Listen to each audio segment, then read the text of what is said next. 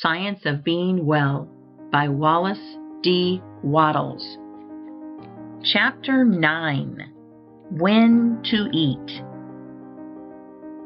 You cannot build and maintain a perfectly healthy body by mental action alone, or by the performance of the unconscious or involuntary functions alone. There are certain actions, more or less voluntary, which have a direct and immediate relation with the continuance of life itself. These are eating, drinking, breathing, and sleeping. No matter what man's thought or mental attitude may be, he cannot live unless he eats, drinks, breathes, and sleeps. And, moreover, he cannot be well if he eats, drinks, breathes, and sleeps in an unnatural or wrong manner. It is therefore vitally important that you should learn the right way to perform these voluntary functions, and I shall proceed to show you this way, beginning with the matter of eating, which is most important. There has been a vast amount of controversy as to when to eat, what to eat, how to eat, and how much to eat. And all this controversy is unnecessary, for the right way is very easy to find. You have only to consider the law which governs all attainment, whether of health, wealth, power, or happiness. And that law is that you must do what you can do now, where you are now.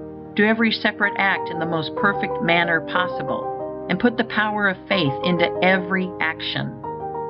The processes of digestion and assimilation are under the supervision and control of an inner division of man's mentality, which is generally called the subconscious mind, and I shall use that term here in order to be understood.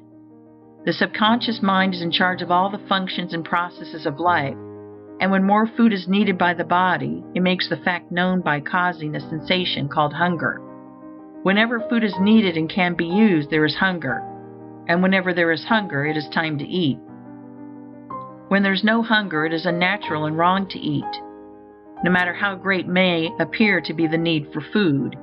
Even if you are in a condition of apparent starvation, with great emaciation, if there's no hunger, you may know that food cannot be used, and it will be unnatural and wrong for you to eat. Though you have not eaten for days, weeks, or months, if you have no hunger, you may be perfectly sure that food cannot be used and will probably not be used if taken. Whenever food is needed, if there is power to digest and assimilate it so that it can be normally used, the subconscious mind will announce the fact by a decided hunger. Food taken when there is no hunger will sometimes be digested and assimilated, because nature makes a special effort to perform the task which is thrust upon her against her will. But if food be habitually taken when there is no hunger, the digestive power is at last destroyed, and numberless evils caused. If the foregoing be true, and it is indisputably so, it is a self-evident proposition that the natural time and the healthy time to eat is when one is hungry, and that it is never a natural or healthy action to eat when one is not hungry. You see, then, that it is an easy matter to scientifically settle the question when to eat. Always eat when you are hungry, and never eat when you are not hungry. This is obedience to nature, which is obedience to God. We must not fail, however, to make clear the distinction between hunger and appetite. Hunger is the call of the subconscious mind for more material to be used in repairing and renewing the body, and in keeping up the internal heat, and hunger is never felt unless there is need for more material, and unless there is power to digest it when taken into the stomach. Appetite is a desire for the gratification of sensation. The drunkard has an appetite for liquor, but he cannot have a hunger for it. A normally fed person cannot have a hunger for candy or sweets. The desire for these things is an appetite. You cannot hunger for tea, coffee, spiced foods, or for the various taste-tempting devices of the skilled cook. If you desire these things, it is with appetite, not with hunger. Hunger is nature's call for material to be used in building new cells, and nature never calls for anything which may not be legitimately used for this purpose. Appetite is often largely a matter of habit. If one eats or drinks at a certain hour, and especially if one takes sweetened or spiced and stimulating foods, the desire comes regularly at the same hour. But this habitual desire for food should never be mistaken for hunger. Hunger does not appear at specified times.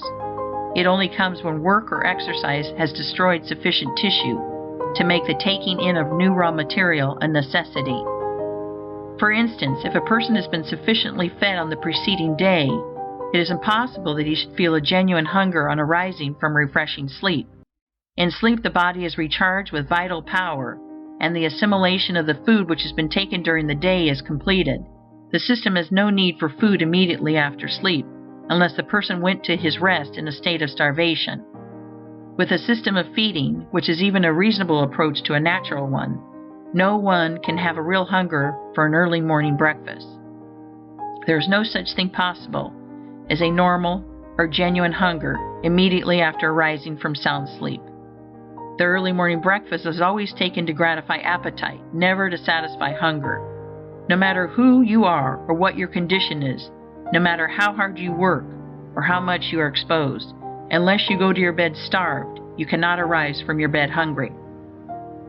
Hunger is not caused by sleep, but by work, and it does not matter who you are or what your condition, or how hard or easy your work. The so-called no breakfast plan is the right plan for you. It is the right plan for everybody because it is based on the universal law that hunger never comes until it is earned.